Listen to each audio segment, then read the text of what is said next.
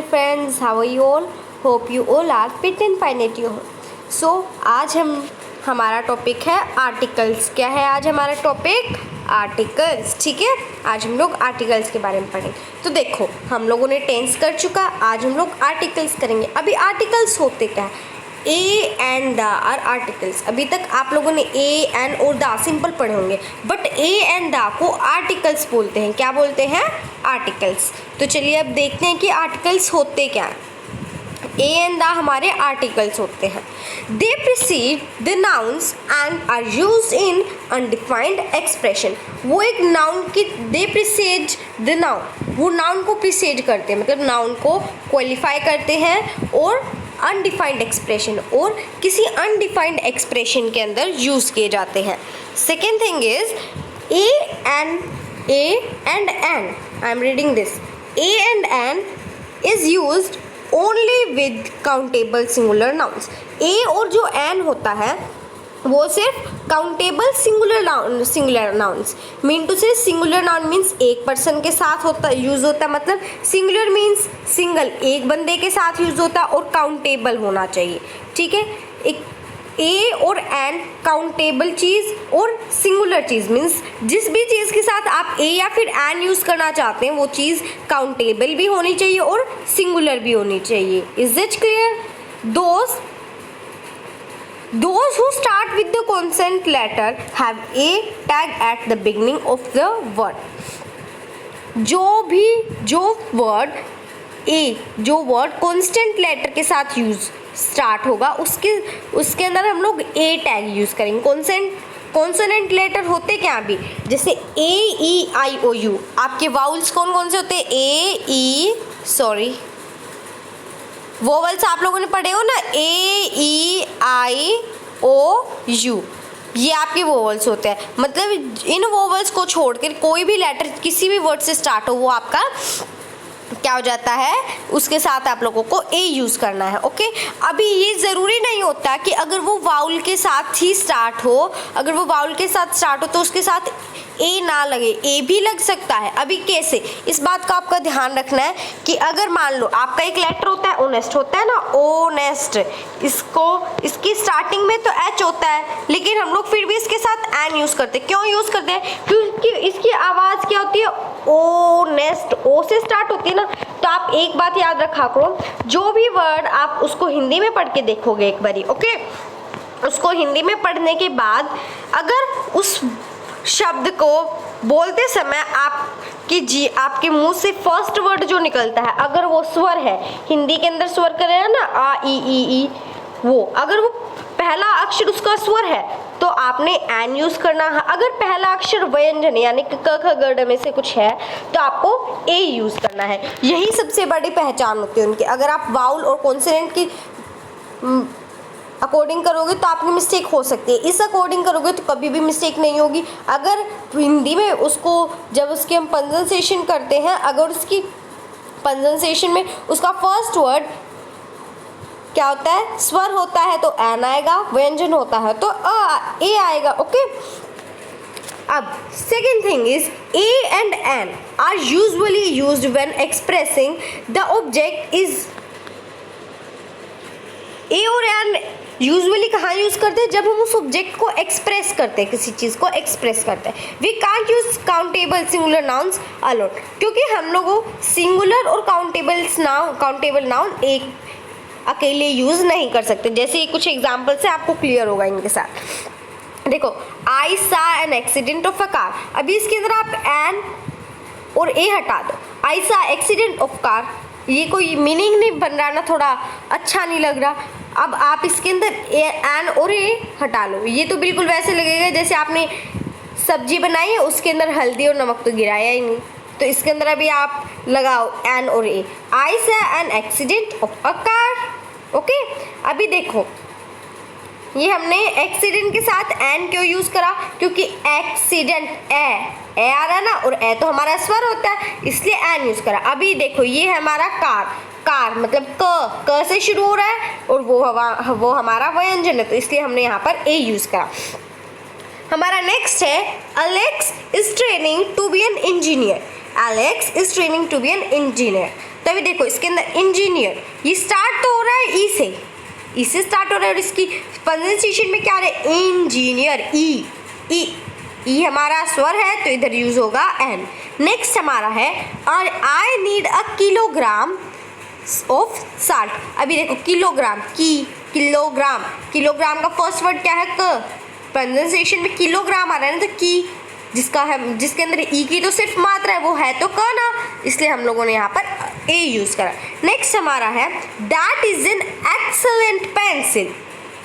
अब इसके अंदर देखो एक्सीलेंट कि जब हम प्रोनाउंसिएशन करते हैं तो क्या आवाज आ रही है, एक्सीलेंट, जो कि स्वर है एक, इसलिए हम लोगों ने एन यूज करा।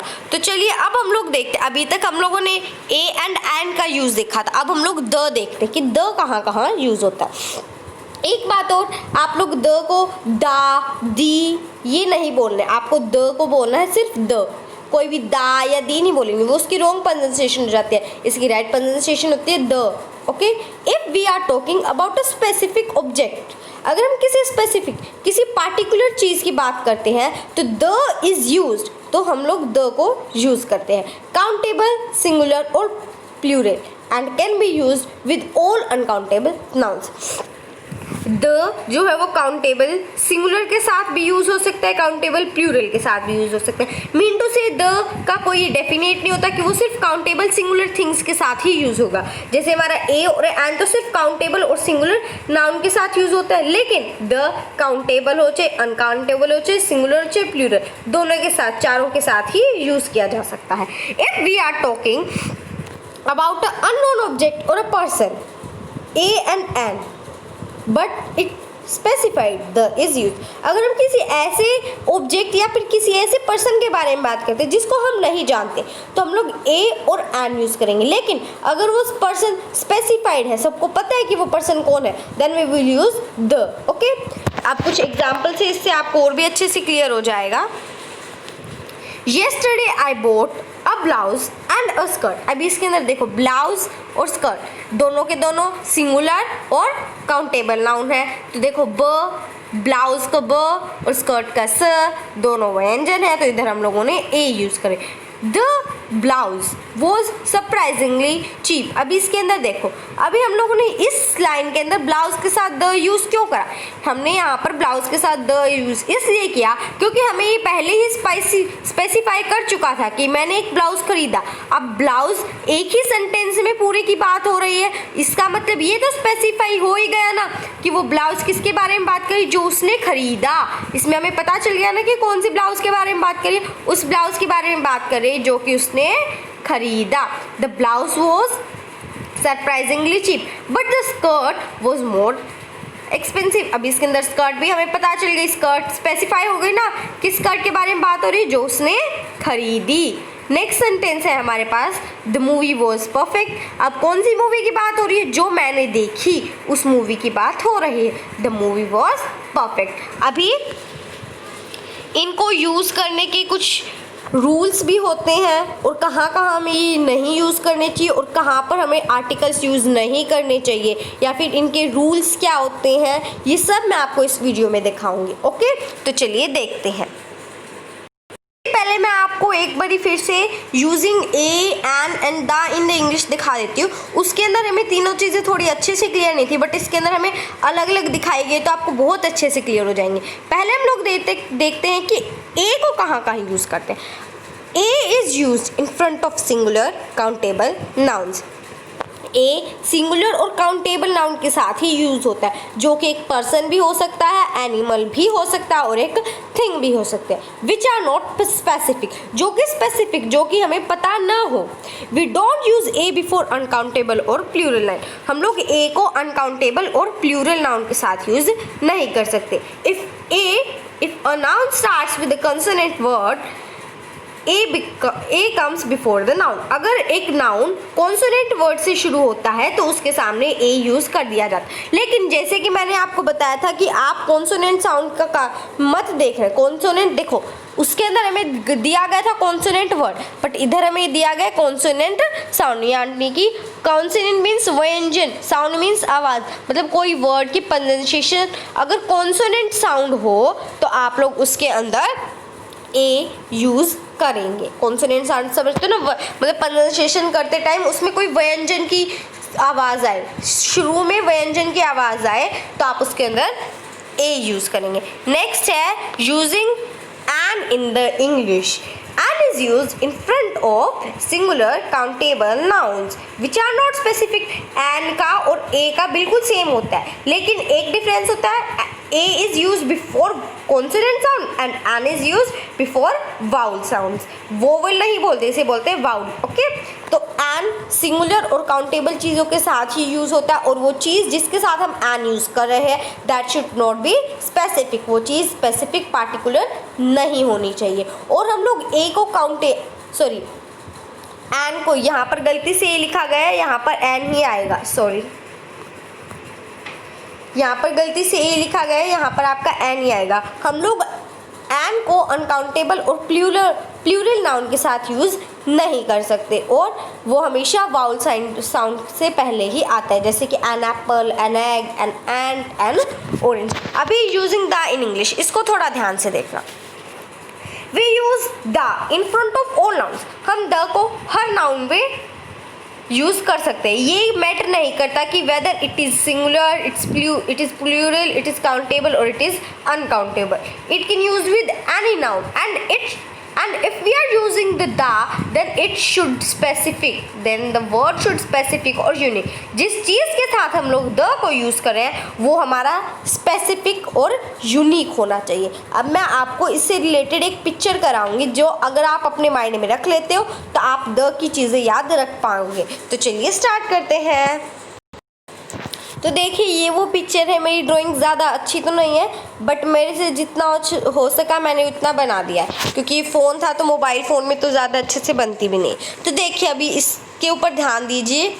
देखो इस पिक्चर में क्या क्या है, हील्स, माउंटेन्स, हील्स है, माउंटेन्स है, ओके, वैलीज़ है और सन है, बिल्डिंग्स है, रिवर है, और ये रिवर सारी मिलके एक ओशन में मिल जाती है। देखो मैं अंडू करती हूँ जो मैंने अभी ड्रॉ करा है, और ये रिवर सारी एक ओशन में जाकर मिल जाती है। ये suppose this is a ocean. तो देखो इस पिक्चर में क्या क्या दिखाई दे रहा है आपको, you are looking some hills, valleys and mountains. एक रिवर दिखाई दे रही है, और वो रिवर सारी मतलब अलग अलग रिवर्स फ्लो हो रही है, और वो रिवर सारी एक जगह पर मिल रही है, यानी कि सी या फिर ओशन है हमारा। और कुछ बिल्डिंग्स दिखाई दे रही है और वन सन दिखाई दे रहा है। तो देखो अभी इसका मतलब इस पिक्चर में आपको जो जो चीज़ें दिखाई दे रही है उन सब चीज़ों के साथ आपने द यूज़ करा है। मतलब किसी भी रिवर के नेम के साथ द, किसी भी वैली, हिल, माउंटेन के नेम के साथ द, सन के साथ द, और जो भी हमारी स्काई में होती है, जैसे स्काई के साथ द, क्लाउड के साथ देखो क्लाउड के साथ द, और क्या क्या होता है हमारी स्काई में, मीन टू से हमारी स्काई के अंदर जो भी चीज़ होती है उन सब चीज़ों के साथ द यूज़ करना है आपने, जैसे कि sun, moon, star, cloud, the sky, hill है इस पिक्चर में, माउंटेन है, वैल्यू, इनके साथ द, किसी हर रिवर के नेम के साथ द, ओशियन आ गया ना तो हर ओशियन या सी के नेम के साथ द, और ये जैसे कि आपको बिल्डिंग दिखाई दे तो इम्पोर्टेंट बिल्डिंग्स के नेम के साथ द, जैसे कि the Taj Mahal, the Qutub Minar, okay. और इन देखो अब इन बिल्डिंग्स के अंदर लोग बैठे हैं, ये विंडोज़ है, यहाँ पर लोग बैठे हैं। अब लोग वहाँ पर बैठ के कोई न्यूज़पेपर पढ़ रहे होंगे या फिर कोई बुक पढ़ रहे होंगे, या इसका मतलब किसी भी बुक के नेम के साथ द लगेगा या किसी भी न्यूज़पेपर के नाम के साथ द लगेगा, जैसे the times of India, okay. आए बात समझ में? चलिए अब हम देखते हैं कि इनके रूल्स क्या होते हैं यूज़ करने के। अब मैं आपके लिए कुछ रूल्स लेके आई हूँ जो कि आपको आर्टिकल्स यूज़ करने में हेल्प करेंगे।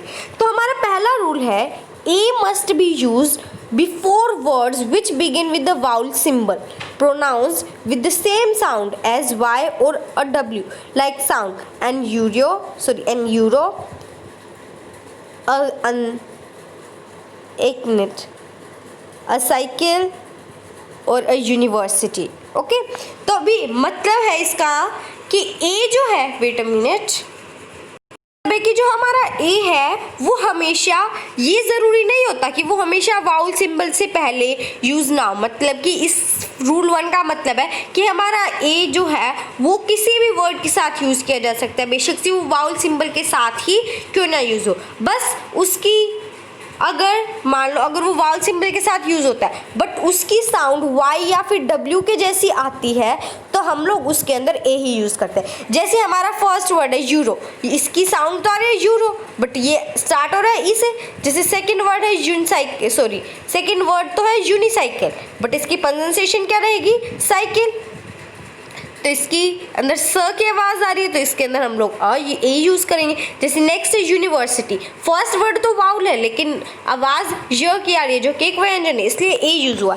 नेक्स्ट हमारा रूल 2 होता है sometimes an is found before words beginning with H, letter H.